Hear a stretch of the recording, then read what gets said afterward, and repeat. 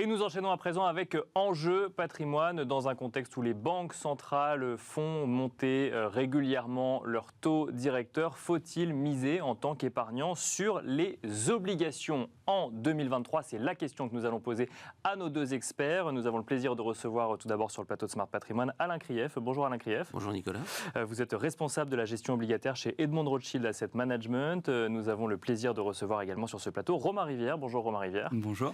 Vous êtes directeur adjoint de la gestion financière chez Astoria Finance. Alors on va commencer avec vous, Alain Krief. Je vous pose la question qui s'affiche à l'écran. Faut-il miser sur les obligations cette année, après l'année 2022 chahutée, compliquée qu'on a pu connaître sur l'obligataire? Alors, je vais vous donner une réponse simple tout d'abord. Oui, après je veux quand même nous expliquer pourquoi. Pourquoi quand même.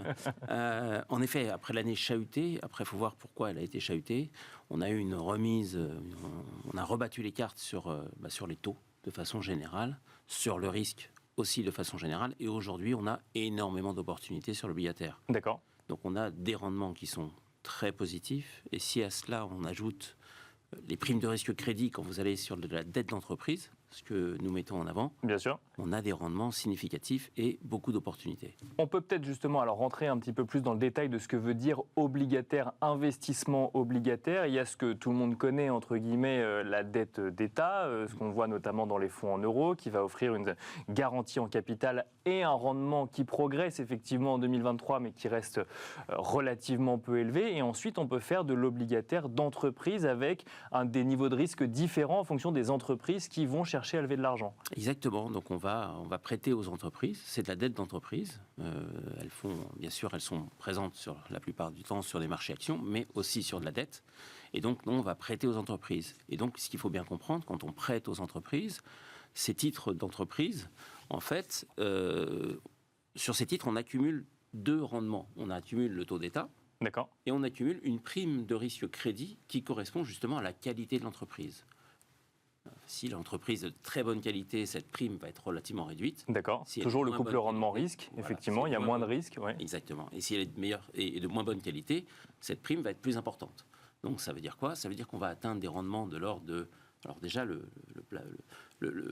niveau bas, il devient beaucoup plus élevé qu'auparavant. Donc, bien sûr, au minimum, j'allais dire, sur les entreprises de très bonne qualité, on est plutôt sur les 3,50, 4%. Bien sûr. Et quand vous descendez en qualité d'entreprise, alors encore une fois, ce n'est pas non plus des mauvaises entreprises, mais c'est des entreprises plus endettées, vous allez pouvoir toucher du 6, 7% par an. Donc là, ça commence à être significatif surtout par rapport à ce qu'on a connu auparavant. Ce qui va faire évoluer, pour qu'on comprenne bien, cette prime de risque, entre guillemets, c'est uniquement l'endettement de l'entreprise, la capacité de l'entreprise à faire face à la dette qu'elle aura contractée via son émission obligataire. Exactement, c'est sa solvabilité, c'est tous ses ratios par rapport à son endettement, par rapport à son résultat, par rapport à ses résultats sur la couverture des intérêts qu'elle va pouvoir couvrir ou pas, etc. Donc tout plein de ratios assez simples, on va dire. Et aussi des projections par rapport à ce qu'on peut essayer de voir sur 12 mois, 18 mois. C'est un peu compliqué d'aller voir beaucoup plus loin, mais c'est ce qu'on essaie de faire pour voir un peu si ces entreprises vont pouvoir rembourser leurs dettes, parce que c'est le but. Alors pourquoi, Alain Krief, l'obligataire devient-il plus attractif depuis le début de l'année? C'est parce que la base, effectivement, de 3,5% qui correspond effectivement à des rendements qu'on peut voir aussi sur des obligations d'État, a, elle, beaucoup progressé sur les derniers mois? Exactement. On est passé, je vous donne un exemple simple, on est passé à des rendements pratiquement de l'ordre de 0 sur des obligations d'entreprise de bonne qualité à aujourd'hui 4%. Donc, voilà, c'est en quelques mois, ouais. Donc ça a fortement changé. Donc on a du rendement, mais c'est normal. Ce qui correspond à notre environnement économique aujourd'hui, on a de l'inflation, donc les taux sont remontés, les taux d'État j'entends, donc on a plus de rendement sur ces obligations. Et à cela s'ajoute, un risque supplémentaire. Parce bien que sûr. Qui dit inflation, qui dit remontée des taux, qui dit éventuellement ralentissement économique pour lutter contre cette inflation. Et donc, cet effet-là augmente les primes de risque crédit aussi sur ces entreprises. C'est pour ça qu'au final, en additionnant tout ça, on obtient des rendements qui sont significatifs aujourd'hui, comme je vous le disais, de l'ordre entre 4 7%, je suis gentil parce qu'on peut aller un peu plus loin aussi. Après, il faut savoir contrôler son risque, et en fonction du risque que vous pouvez prendre, vous avez ce type de rendement. Alors effectivement, il y a ce qu'on appelle l'investment grade ou le high yield, mais c'est des terminologies qui s'appliquent effectivement aux entreprises très risquées pour le high yield et moins risquées ou intermédiaires pour l'investment grade. Romain Rivière, quand on regarde dans une stratégie patrimoniale, qu'on a le choix effectivement entre des fonds euros, aller sur les marchés financiers, les produits structurés qui reviennent aussi pas mal sur le devant de la scène, des placements plus alternatifs et des stratégies obligataires, quelle place prend la stratégie obligataire depuis le début de l'année? Est-ce que vous constatez que vous avez vous plus d'opportunités en tant que professionnel ou qu'il y a plus de demandes vis-à-vis en tout cas de la part des épargnants?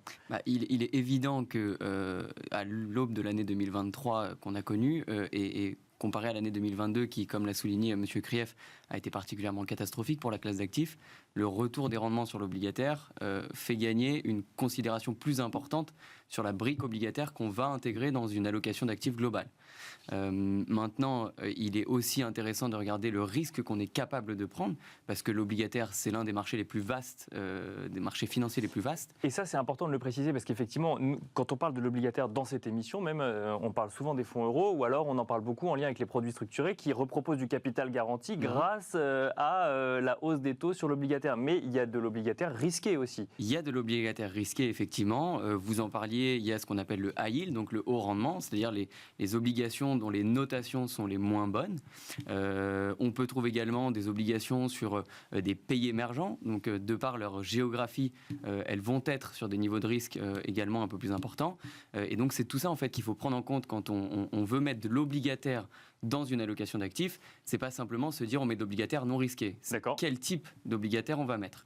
Et bien entendu, au regard de sa stratégie globale, du profil de risque de l'épargnant, on lui propose telle ou telle solution, que ce soit de l'obligataire type fonds en euros pour les très très peu risqués, ou alors... Ça c'est la base, on commence par ça, on met du fonds en euros, les épargnants veulent du fonds en euros aujourd'hui. Les épargnants veulent encore du fonds en euros, effectivement. Et la discussion vient après, du coup, pour le reste de la poche obligataire qu'on va pouvoir définir pour l'épargnant? Oui, généralement ça se fait exactement comme ça.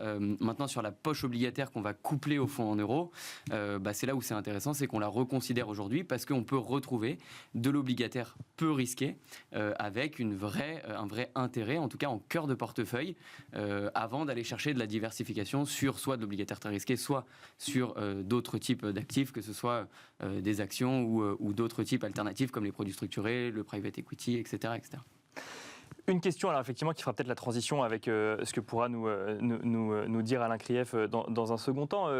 Quand on regarde les marchés actions, donc pas obligataires, les marchés actions, on a le sentiment qu'on peut continuer à y faire des performances, mais qu'on a plus de mal quand même à les lire depuis ou à les anticiper. Alors on n'a jamais su effectivement, mais à les lire depuis quelques mois. Qu'en est-il des marchés obligataires quand on est professionnel de la gestion de patrimoine ? C'est effectivement deux lectures qui sont drastiquement différentes. Aujourd'hui, les marchés obligataires, on l'a dit, offrent un rendement de base qui est bien plus intéressant qu'en 2022 et que sur les 5-10 dernières années où on avait des taux bas, voire négatifs. Donc effectivement, on va reconsidérer la question autrement. Maintenant, la lecture qu'on peut avoir de ces marchés-là est forcément beaucoup plus importante dans la question de l'allocation d'actifs globale. Alain Krief, si on rentre un peu plus dans le détail d'une stratégie obligataire qu'on pourrait mettre en place, qu'est-ce qu'on fait aujourd'hui? Alors effectivement, il y a autant de stratégies que de volonté d'épargner, mais globalement, est-ce que les entreprises européennes ou américaines sont des entreprises qui offrent de belles performances aujourd'hui? Est-ce qu'il faut aller sur les émergents comme ça a été évoqué, ou au contraire rester attentif aujourd'hui sur le sujet? Alors, je vais tout d'abord apporter une précision importante. L'obligataire, ce qui différencie des actions, c'est qu'en général, la majorité de l'obligataire, nous avons une échéance. C'est-à-dire quand on prête à une entreprise, on a une échéance. Et plus cette échéance est courte, plus vous avez de la visibilité sur ce remboursement et sur cette solvabilité. Quand on va prêter à 2 ans, 3 ans, en fait, sur des entreprises comme dans l'automobile, ou etc., ça veut dire que le problème à la fin, si vous n'avez pas de rendement, si l'entreprise fait défaut. Et là, on parle d'entreprises comme des Renault, des Stellantis ou des Faurecia. Je parle de l'automobile, je pourrais parler du télécom et autres. Donc déjà, on a ce type de rendement à court terme Bien si sûr. les entreprises ne sont pas défaut. Donc ça, c'est déjà très important de voir ça parce que finalement, l'obligataire, ça a toujours été un rendement un peu plus court terme que l'equity, ce qui est important dans ce contexte aussi. Et donc, pour répondre à votre question exactement, aujourd'hui, il y a plusieurs stratégies en effet. On l'a dit en termes de risque, donc en termes de qualité des entreprises, c'est certes, et comme je viens de vous le dire, aussi en termes d'échéance. D'accord. Ouais. Parce que plus vous allez sur une échéance plus longue, plus vous allez être sujet à des variations justement de taux et pas forcément avoir une valeur qui va varier Bien en sûr, fonction oui. justement de la volatilité des taux, volatilité de cette prime de risque, etc. Donc quand vous allez sur du court terme, en fait déjà C'est un peu plus sûr, c'est ça? c'est clairement moins volatile et plus sûr. Vous avez certes un peu moins de rendement. Et justement, l'anomalie de notre marché aujourd'hui, c'est de dire que si vous allez sur de l'obligataire moins risqué, ce qu'on appelle la catégorie investissement, investment grade, qu'on appelle En anglais, oui. en anglais, en fait, sur le court terme, vous avez le même type de rendement sur du 2 ans, 3 ans, que sur du 4 ans, 5 ans, etc. C'est D'accord. relativement plat. Et ça, Alors même qu'on réduit le risque de défaut puisqu'on est exposé moins longtemps Exactement. à l'obligation en question. exactement. Donc, et alors, il y a deux choses qui viennent, comme je vous l'ai dit, à l'intérieur de cette dette et de ce rendement. Vous avez une partie taux Mhm. d'État et une partie prime de risque crédit. Et aujourd'hui, si on revient sur le contexte économique général, on est sur la fin de la remontée des taux d'État. Il reste certes 2 fois 0,25 Bien sûr, oui. pour la BCE notamment, estimé et anticipé par le marché. On peut être plus ou moins en dessous ou au-dessus. Mais en tout cas, par rapport à ce qui est, il y en a beaucoup plus derrière nous que devant. Et par rapport à cette petite volatilité, vous avez en plus cette prime de risque crédit. Donc, j'allais dire, sur ce type d'obligation, vous avez vraiment une sorte d'assurance, entre guillemets, qui est ce taux d'État. Si jamais on avait un ralentissement économique plus important, et une fois la lutte contre l'inflation terminée, il faut savoir se projeter dans 6 mois, vraisemblablement, et ce qu'anticipent les marchés, c'est que ces taux d'État risquent de baisser, alors pas à court terme, Mais ouais, bien sûr, à moyen terme. ouais. Ça veut dire quoi? Ça veut dire que même si jamais les primes de risque crédit venaient à augmenter, parce qu'on aurait plus de problèmes économiques, ralentissement économique, ça viendrait se compenser. Donc vous avez, en plus d'acheter ce type d'obligation, vous avez une sorte de protection intégrée qui est aujourd'hui un rendement positif sur les taux d'État. Et ça, c'est très important de le signaler. Je change un peu de sujet face au timing de l'émission. Romain Rivière, on voit de plus en plus de professionnels nous parler de fonds datés sur l'obligataire. Est-ce que c'est un outil que vous utilisez dans la gestion de patrimoine? C'est un outil qu'on peut utiliser. Ça dépend de la stratégie, en tout cas de l'objectif du client, puisqu'effectivement, un fonds à échéance ou un fonds daté, comme on l'appelle, c'est un fonds qui va être un fonds d'obligation de portage. C'est-à-dire qu'on va rentrer dans l'obligation, on va la porter jusqu'à sa maturité sans faire d'arbitrage entre-temps. C'est-à-dire qu'on va toucher les coupons, ça va donner le rendement effectivement de notre investissement, mais on ne va pas effectivement chercher à céder l'obligation en fonction de la valorisation de celle-ci. Exactement, on la prend à l'émission. Et ensuite, on la porte jusqu'à son échéance. Et les fonds datés aujourd'hui, on en voit beaucoup qui ont fleuri fin 2022, début 2023. Et effectivement, avec des échéances à 2027, à 2028. À cela, il faut il faut compléter avec des fonds, ce qu'on appelle donc evergreen, des fonds ouverts, où ce sont des fonds d'obligation, mais cette fois-ci, non pas de portage, mais d'arbitrage. C'est-à-dire que le gérant qui gère ce fonds obligataire va profiter des valorisations, de la volatilité des marchés obligataires pour essayer de rentrer sur des obligations dont les valorisations seraient devenues attractives par exemple une augmentation des taux, puisque ça aussi il faut peut-être le rappeler aux épargnants, une augmentation des taux crée une baisse de la valeur de la valorisation de l'obligation déjà émise et donc effectivement... Mais justement, le fait d'avoir des taux attractifs aujourd'hui dans un fonds de portage, c'est pas une stratégie effectivement sûre entre guillemets pour un épargnant? Si, ça peut l'être. C'est aussi pour ça qu'on a vu beaucoup de fonds à échéance se créer sur la fin de l'année 2022, début de l'année 2023, parce que les nouvelles émissions étaient intéressantes et ça a été intéressant pour les sociétés de gestion qui ont des gérants obligataires comme M. Krief, par exemple, de créer des fonds à échéance, de créer des fonds datés, parce qu'effectivement, pour le client qui souhaite faire de l'obligataire de manière, on va dire, sûre, entre guillemets, même si la valeur liquidative du fonds n'est absolument pas garantie, et on peut en sortir, même si ça s'appelle un fonds daté ou un fonds échéance, on peut en sortir et on peut même y rentrer après la commercialisation. Et donc, effectivement, ces fonds-là ont un intérêt, en tout cas, pour les investisseurs qui souhaitent faire de l'obligation avec une certaine maturité, une certaine échéance et qui n'ont pas vocation à avoir une stratégie active de leur exposition sur l'obligation.